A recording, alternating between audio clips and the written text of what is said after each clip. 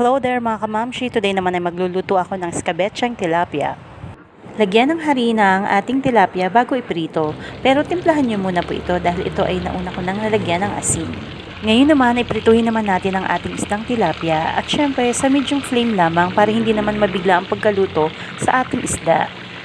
After ng 5 to 10 minutes, check naman natin ang ating isda kung luto na ito. So, kailangan nating i-flip naman or baliktarin para maluto naman yung kabilang side.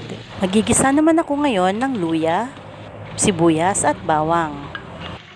Ilagay naman ngayon ang ating sliced carrots. Timplahan naman ito ng paminta, magic sarap at lagyan din ng patis. Ilagay na rin ang red bell pepper.